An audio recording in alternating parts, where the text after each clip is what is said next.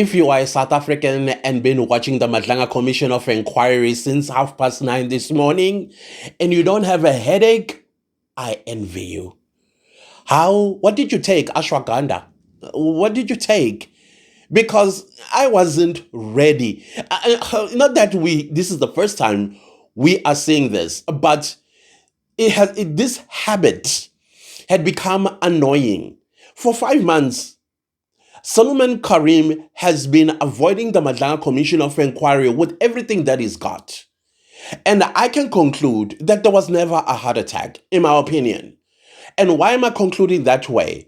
If you remember the judgment of the 29th of July by the MADLANGA Commission of Inquiry, that if Mr. Karim does not appear on the 14th of August 2026, but prior to him appearing, he subjects himself to an independent medical practitioner.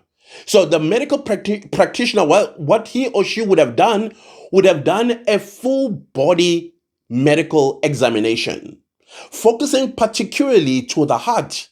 I mean, heart surgeons or heart doctors, they can tell telltale signs of a heart condition by just looking, without even opening you up or putting x-rays or that scleroscope thing, I don't know what it's called, that goes to the heart and check the arteries and the aorta and all that stuff to see if the heart is healthy or not. I mean, the fact that, too, he was gallivanting in Cape Town. Even his lawyer is like, no, he was not just walking about. It is part and parcel of his medical treatment. I guess because he went to Kauai. I mean, Kauai, I'm still trying to familiarize myself with the tastes of the shakes. I have an acquired taste, especially with things that are textured. My tongue quickly goes, So I'm not that type. Your whatever you call muchas, macho, no, it's not for me. And then, of course, going to Woolworths, I don't know if they are thinking that, Woolworths sells healthy foods. So part of his medical recovery, he needs to eat food from Woolworths. That's what his lawyer was basically saying without saying. And so, of course, such a medical examination by an independent medical practitioner, there needs to be consent. And the consent must come from Sulliman Karim. Remember, he already has a doctor-patient relationship or confidentiality with his own doctor.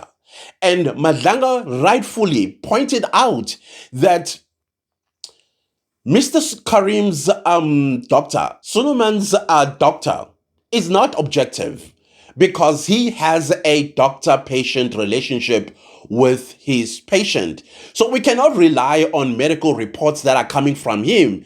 And Mr. Sulliman's lawyer tried to sneak it again that it has gone unchallenged 3 times. And MADLANGA was like, I've said this before and I'm saying it again. That's because it is not an objective report where we can bring in a different doctor to confirm what Karim's doctor has said or disputes it. So you could see from there that it was going downhill for Karim. And then the argument went on for 2 hours and 45 minutes. My head was spinning, but I must give Karim's lawyer his flowers. I mean, if you are in trouble with the law, this is the type of lawyer you want in your team. Somebody who's going to fight tooth and nail for you and even find loopholes. Because they found a loophole, and the loophole is consent. Yeah, it's consent. If Karim says, I do not want to be medically examined by any other doctor but mine, well, it comes to an end. That's it. We will never know if Karim or Sulliman Karim has a heart condition. And we will never know that he was actually in hospital recovering from a heart condition or a heart attack or whatever the case might be. Why? Because he put a stop to it. Now, a reasonable man, a reasonable woman, even the layman on the street will be like, why? What are you hiding?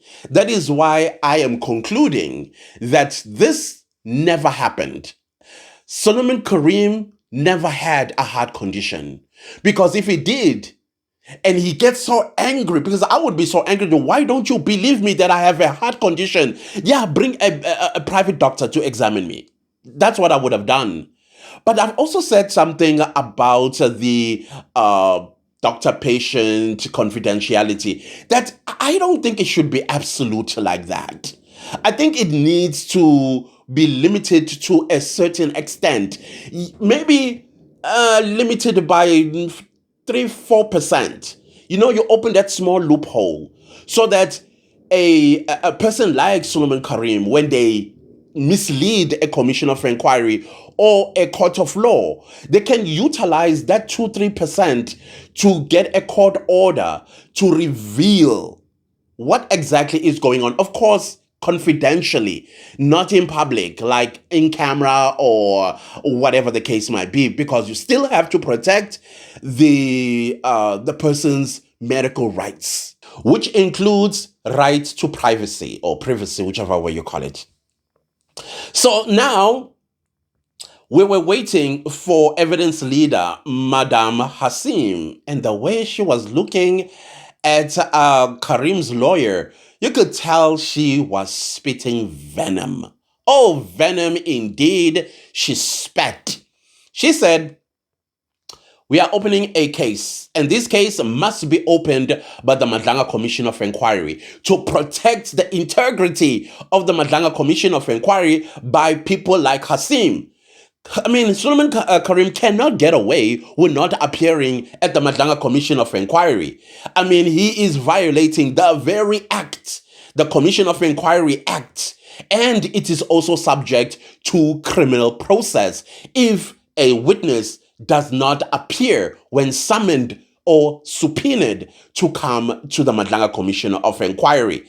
And so he's been playing hide and seek with us for the past 5 months. So what does the MADLANGA Commission of Inquiry do to get some sort of a process? And that is why Ms. Hassim was like, jail him, throw him in jail, because he is not taking the MADLANGA Commission of Inquiry very seriously. He's utilizing civil law to find loopholes.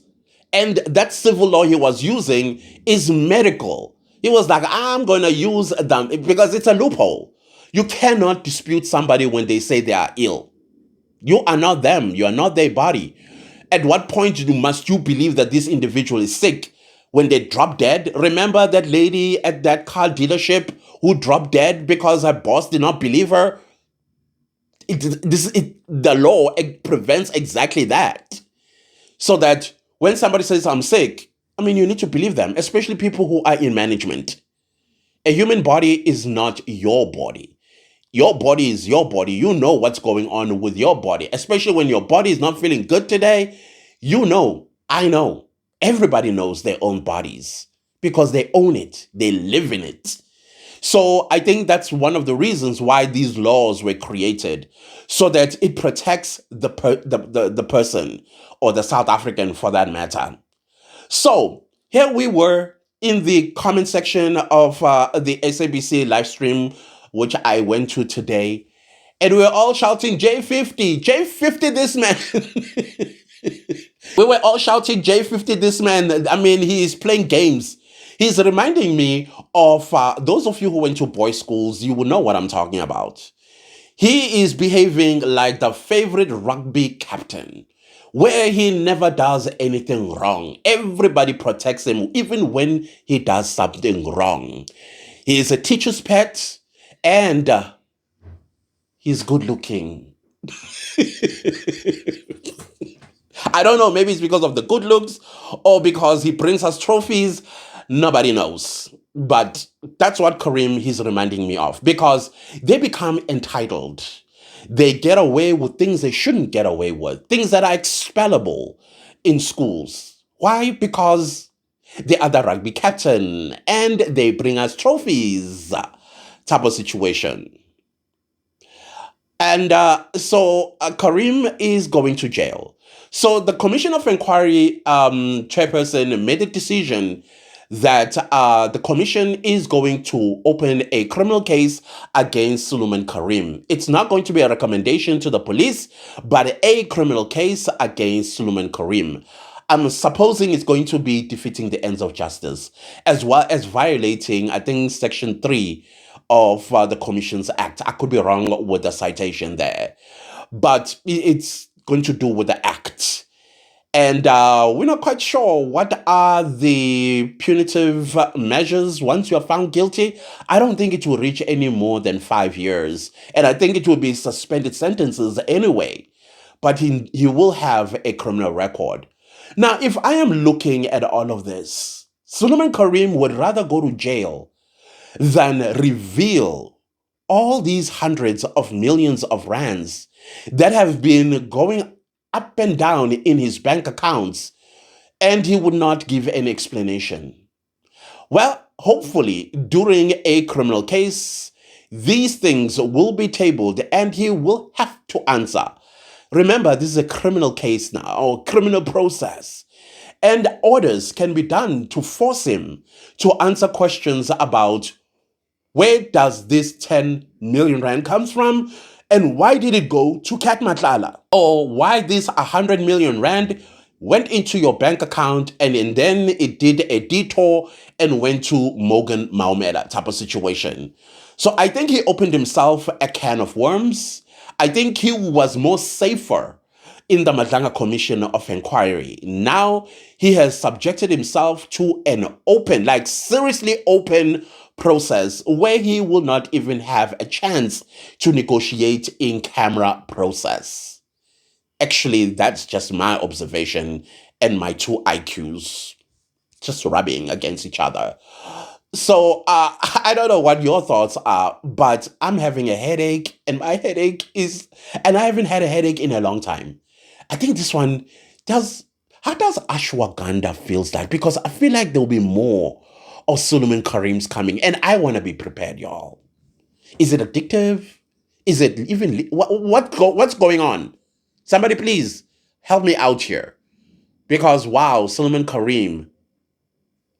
Yeah, if I left out anything, I'm sure in the next video we'll cover it. Cover it. And now we are having Miss Drew, or Advocate Drew Subramani. Is it Subramani? Oh my gosh, I forgot her surname. How can I forget my favorite witness? Yeah, Drew is coming back and continuing with her testimony. Hopefully, she will conclude today. She's tired. I think we can all understand that she's tired. But from where I am seated, she has helped the MADLANGA Commission of Inquiry immensely when it comes to IDEC. I think even the Department of Justice and Constitutional Development had to say something and will be doing something. And I hope they overhaul it or they disband it. They need to disband everything. They just, like I said, if I was president of this country, just at first I said a day. Give me a month. I will burn it down to the ground. This country. I will cancel everything that is a problem to us. Everything. And we will start from scratch. We will build South Africa brick by brick until it represents South Africans and only South Africans. Anyone else that it's going to serve, it's because they've been welcomed by us, not them impose themselves into us. 1 month, burn it to the ground. To the ground. Obviously, I'm saying this metaphorically. Those of you that might say, why would you burn? It's a metaphor. Anyways, let me leave the video right here. Thank you all so much for listening. And I think my headache is feeling a little better since I'm talking to you. Let me see you later. Goodbye.